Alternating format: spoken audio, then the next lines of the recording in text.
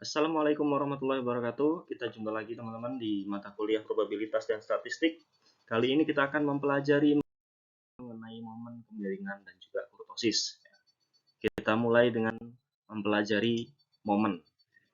Jadi selain kita bisa menghitung rata-rata, min, median, dan juga modus, kita bisa menghitung ada namanya momen. Nah, yang ada di layar teman-teman sekarang ini adalah rumus untuk menghitung momen ke R pada suatu data tunggal. Ya, kita sudah mempelajari ada data tunggal dan juga data berkelompok. Sekarang ini adalah data tunggal. Kita akan berbicara terlebih dahulu mengenai data tunggal. Nah, momen ke R pada data tunggal itu didefinisikan seperti ini, teman-teman.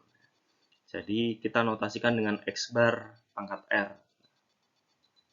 Bukan rata-rata ya, kalau rata-rata hanya X bar, ini X bar pangkat R. Sama dengan X1 pangkat R plus X2 pangkat R plus bla bla bla sampai Xn pangkat R. Kemudian nanti dibagi dengan N.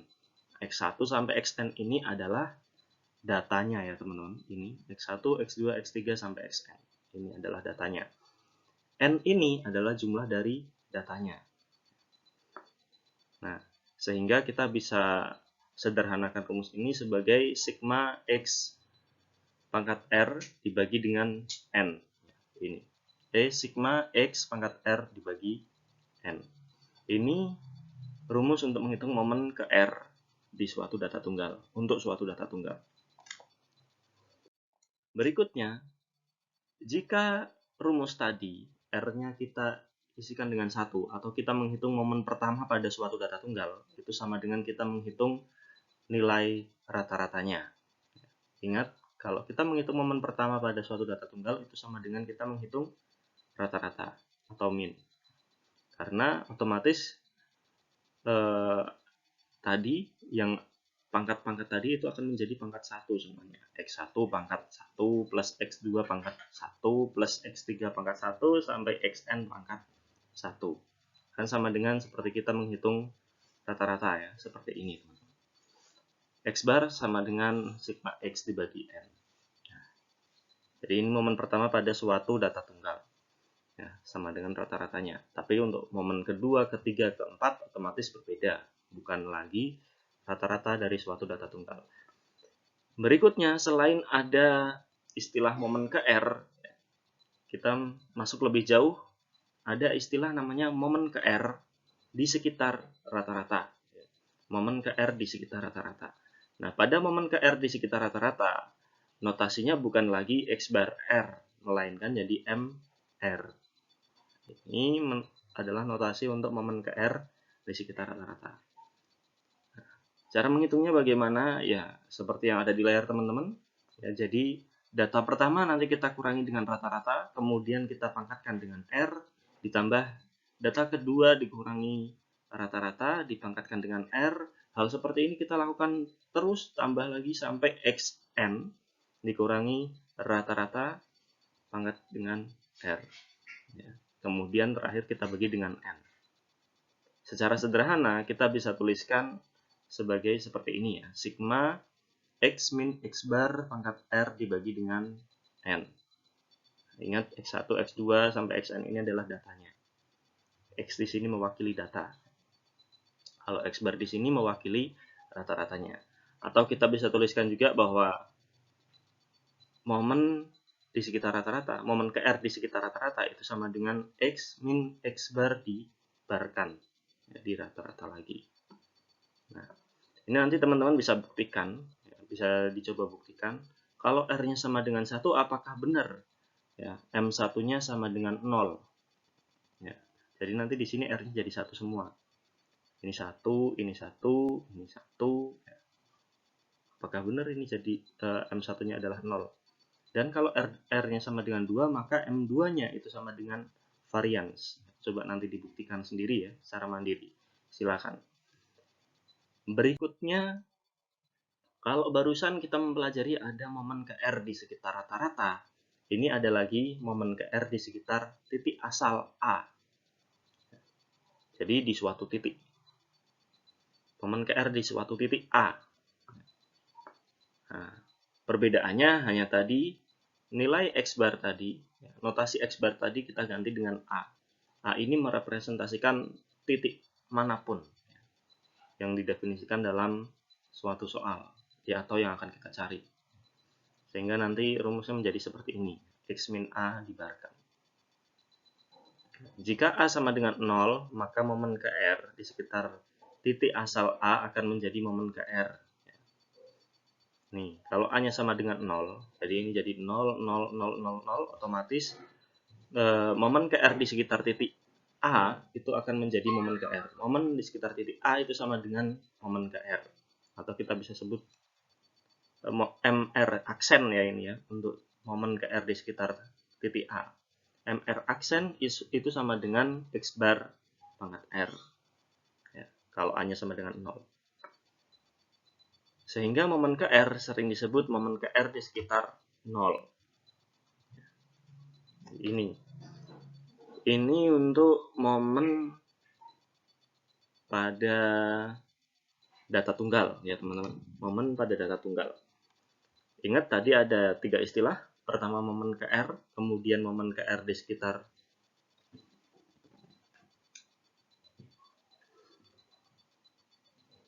ingat ya, ada 3 tadi, ada momen KR di sekitar rata-rata, momen KR, ya benar, momen KR di sekitar rata-rata, dan terakhir momen KR di sekitar titik A. Ya, ada 3 itu. 3 rumus yang berbeda, 3 istilah yang berbeda. Berikutnya, setelah kita mempelajari momen untuk suatu data tunggal, kita belajar mengenai momen untuk data berkelompok. Jadi data berkelompok itu ya yang sudah teman-teman tahu. Ya, kita sudah membahas itu. Nah, ini untuk data berkelompok, momen KR-nya rumusnya seperti ini. X bar pangkat R itu sama dengan, atau X bar R itu sama dengan sigma F X dibagi sigma F. Ya, ini. Ini untuk menghitung momen KR pada data berkelompok. Berikutnya momen KR di sekitar rata-rata.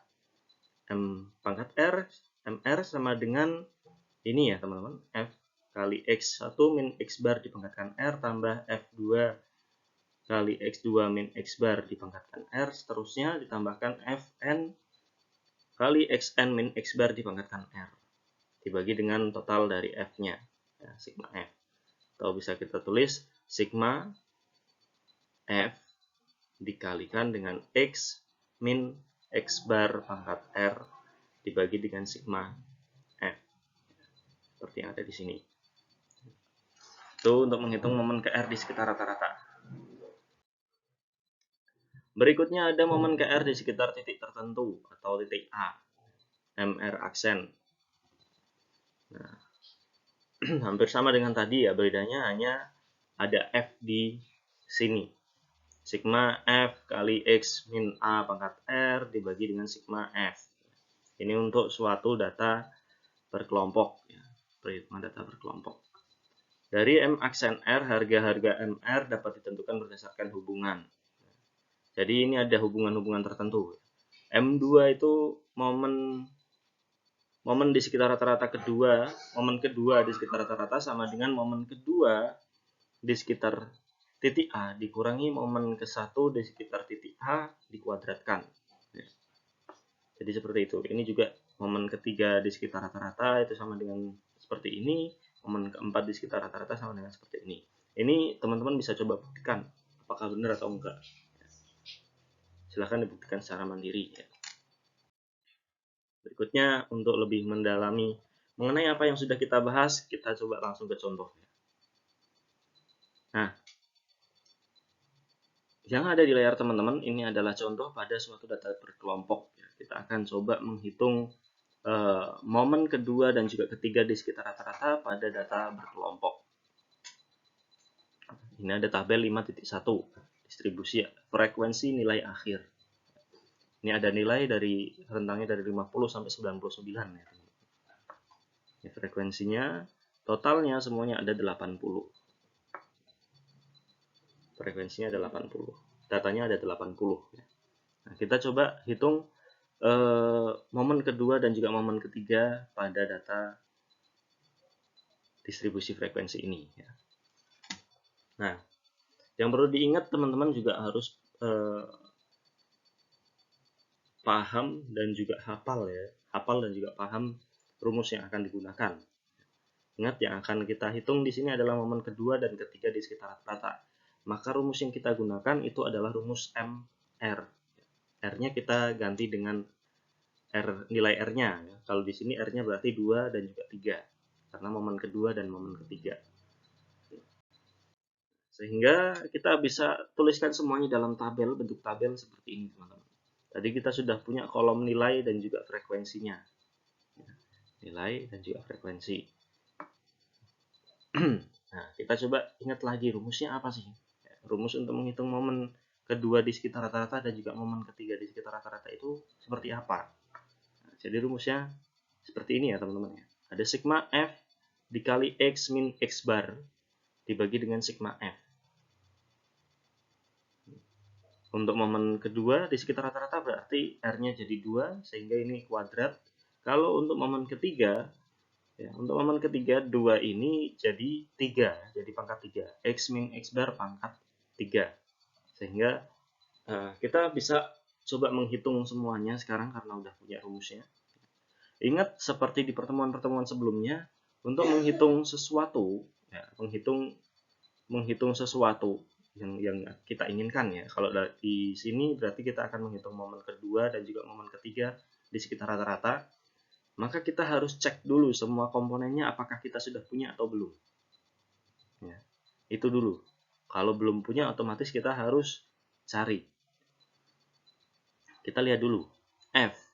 F kita sudah punya tadi frekuensi ya, ini F-nya. Kemudian X-nya, X itu adalah nilai tengah ya.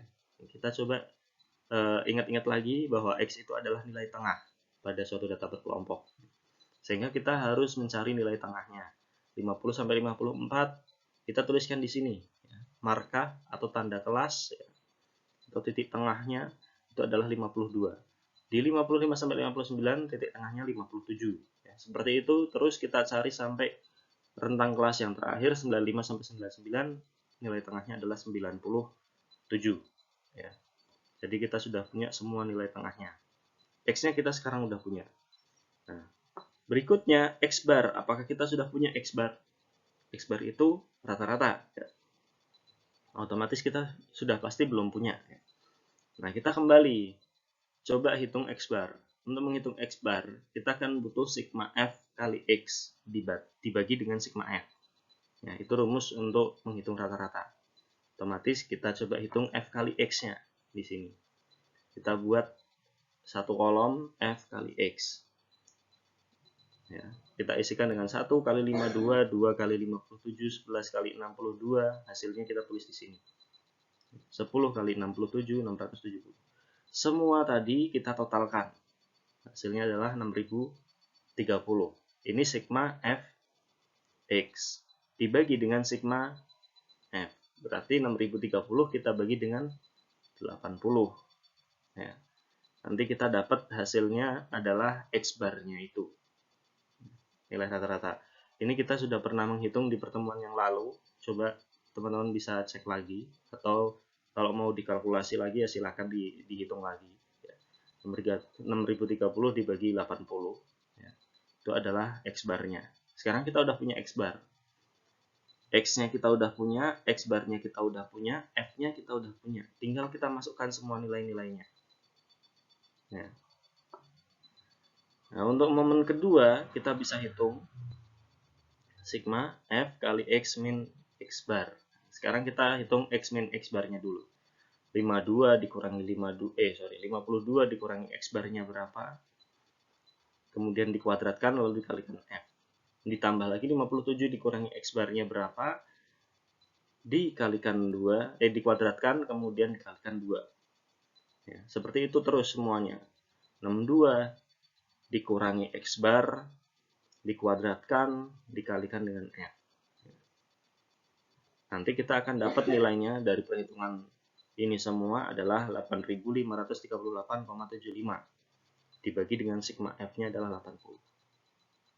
Jadi untuk momen kedua di sekitar rata-rata kita dapat nilainya adalah 106,734. Ya, ini nilai R di sekitar rata-rata. Nilai momen kedua di sekitar rata-rata. Berikutnya untuk momen ketiga di sekitar rata-rata, kan rumusnya sudah berbeda ini teman-teman. Jadi seperti ini. Oh iya, tadi untuk F X min X bar dikuadratkan hasilnya ada di sini. Di kolom ini. Nah, untuk momen ketiga di sekitar rata-rata kita dapat nilainya seperti ini. Kita lakukan hal yang sama seperti tadi untuk penghitungan momen kedua di sekitar rata-rata ya. Tidak berbeda jauh, hanya berbedanya ada di pangkat 3-nya ini. Nah, di sini kita lihat nilainya jadi seperti ini ya. Hasilnya momen ketiga di sekitar rata-rata sama dengan sekian dibagi dengan sekian. Kita dapatkan nilainya adalah sekian. Seperti yang nampak di layar teman-teman. Ini untuk menghitung momen kedua atau momen ke R di sekitar rata-rata. Kalau di soal ini momen kedua dan momen ketiga di sekitar rata-rata. Jika nanti diminta untuk menghitung momen keempat, kelima, dan seterusnya, otomatis pangkatnya yang berbeda. Berikutnya ada contoh soal untuk menghitung momen kedua dan juga ketiga di sekitar titik 80. Ya. Nah, ini di sekitar titik A. A-nya kita definisikan dengan 80. Ya, teman-teman. Tabel atau data yang kita gunakan masih sama seperti tadi. Nah, berarti rumus yang kita gunakan adalah M aksen R atau MR aksen. Rumus itu. Nah, dengan cara yang hampir sama seperti tadi, kita cari nilai dari setiap komponennya dulu. F-nya kita udah punya, X-nya kita tentukan tadi nilai titik tengahnya, kita cari dulu. Lalu A-nya, titik A-nya adalah 80. Ya, seperti yang sudah ditentukan di soal. Jadi di sini kita nggak perlu cari lagi karena udah ada. Dibagi dengan sigma F. Nah, ini lebih enak sebenarnya untuk menghitungnya daripada momen di sekitar rata-rata ya. Karena kalau di sekitar rata-rata kita otomatis harus mencari rata-ratanya dulu. Oke, kita masuk langsung ke sini. Sigma F kali X min A dikuadratkan. Ini untuk momen kedua di sekitar titik 80. Jadi kita hitung semuanya. 52 dikurangi 80 dikuadratkan dikalikan dengan 1 nanti kita dapat 784. 57 kurangi 80 dikuadratkan dikalikan dengan 2 kita dapat 1058. Kita hitung semuanya sampai yang bawah, yang paling bawah. Ya, yang paling ujung datanya. Setelah itu kita totalkan kita dapat 1250. Itu adalah bagian bagian atas rumus ini. Dibagi dengan sigma F-nya 80. Nanti kita dapat momen kedua di sekitar titik A itu adalah 128,125. Dan untuk momen ketiga seperti tadi yang berbeda hanya pangkatnya saja. Jadi pangkat 3. Nanti kita dapat momen ketiga di sekitar titik A itu adalah sekian. Ya. Jadi seperti itu untuk menghitung momen ke R, momen ke R di sekitar rata-rata dan juga momen ke R di sekitar titik A pada suatu data berkelompok atau data distribusi frekuensi.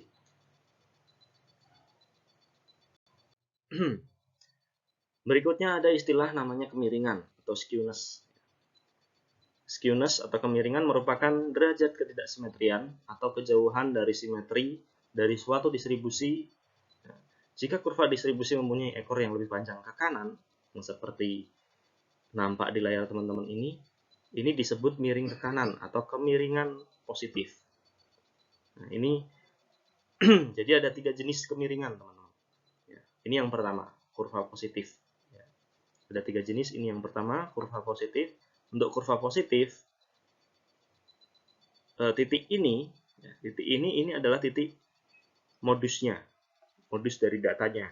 Jadi kalau teman-teman lihat ini adalah persebaran data ya, teman-teman. Ini persebaran data. Ini kan bisa kita bilang ini adalah titik atau data di mana data ini sering muncul. Ya. Data paling sering muncul itu adalah modus. Ya. Modusnya di sini. Kemudian di sini ada median. Median adalah titik tengah. Dan di ujung sini ini ada rata-rata. Jadi ini persebaran modus, medium, dan juga rata-rata pada data yang kita miliki. Kalau kita punya kurva data seperti ini, otomatis modusnya ada di sini, mediumnya di sini, rata-ratanya di sini. Ya. Sehingga kalau kita coba hitung kemiringannya dengan rumus yang ada di sini, X bar dikurangi modus dibagi S, dibagi simpangan baku, nanti kita akan dapatkan kemiringannya itu melebihi, atau kemiringan ini lebih dari 0 nilainya. Karena otomatis X barnya lebih besar dari modus. Ini nilainya nanti akan lebih dari 0. Kemiringan sama dengan sekian, ya, melebihi 0, sehingga disebut dengan kurva positif. Berikutnya ada lagi kurva negatif. Ya. Untuk kurva negatif, posisi dari rata-rata, median, dan modus ini berubah, berbalik ya. Berbalik, ini rata-rata ada di sebelah kiri, sekarang modusnya di sebelah kanan. Nah ini kalau kita hitung dengan rumus yang tadi, X bar dikurangi modus dibagi S, kita akan dapatkan nilai kemiringan ini kurang dari 0. Jadi nilainya minus. Kemiringan minus, maka disebut dengan kurva negatif. Atau kemiringan negatif. Terakhir ada kurva simetris. Kurva simetris ini berarti X bar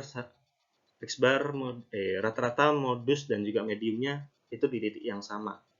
Semuanya di titik yang sama karena simetris. Nah kalau kita hitung dengan rumus tadi, ya, dengan rumus kemiringan tadi, maka kita akan dapatkan kemiringannya adalah 0 karena simetris, tidak miring ke salah satu sisi. Ya. Ini kurva simetris. Jadi ada 3 skewness, ya. Kurva positif, kurva negatif, dan juga kurva simetris. Terakhir ada namanya kurtosis. Kurtosis ini adalah suatu ukuran yang menunjukkan keruncingan suatu kurva. Ada 3 macam tingkat keruncingan: leptokurtik, mesokurtik, dan juga platikurtik. Lancip, nanti kalau kita hitung kurtosisnya lebih dari 3. Normal kalau kurtosisnya sama dengan 3, dan juga datar kalau kurtosisnya kurang dari 3. Cara menghitungnya, kurtosis itu adalah M4 dibagi S pangkat 4. M4 itu adalah apa tadi? Momen keempat di sekitar rata-rata dibagi dengan S pangkat 4, simpangan baku pangkat 4. Ya, atau varians dikuadratkan. Ini kurtosis. Ini kurtosis, teman-teman. Atau untuk menghitung kurtosis kita juga bisa pakai M4 dibagi M2 kuadrat. Momen keempat di sekitar rata-rata dibagi momen kedua di sekitar rata-rata dikuadratkan. Ya, kuadrat dari momen kedua di sekitar rata-rata. Ini adalah kurtosis. Ya, jadi ini rumus untuk menghitung kurtosis. Nah, tadi ada 3 macam kurtosis: leptokurtik, mesokurtik, dan platikurtik. Itu digambarkan seperti ini ya. Ini kalau kurvanya runcing, maka berarti dia seperti ini ya, seperti yang nomor 1 ini, yang paling atas. Ini runcing. Kemudian yang kedua ini menandakan normal, yang ketiga datar. Kalau secara secara gambar mungkin kita susah membedakannya. Secara gambar mungkin susah, tapi kalau kita hitung dengan rumus ini nanti kita bisa tahu kurva yang kita miliki itu termasuk di yang mana, di jenis yang mana, leptokurtik kah, lancip kah, mesokurtik kah, atau platikurtik. Ya. Ini ada kurtosisnya, rumus kurtosis, menghitung kurtosis. Maka dari itu, agar teman-teman bisa lebih memahami skewness dan juga kurtosis tadi, maka ini ada tugas, silakan nanti dikerjakan. Hitunglah kemiringan dan juga kurtosis data pada tabel 5.1. tabel yang tadi yang sudah kita bahas beberapa kali. Sampai sini saja untuk pembahasan mengenai momen, kemiringan, dan juga kurtosis. Kurang lebihnya saya mohon maaf. Wassalamualaikum warahmatullahi wabarakatuh.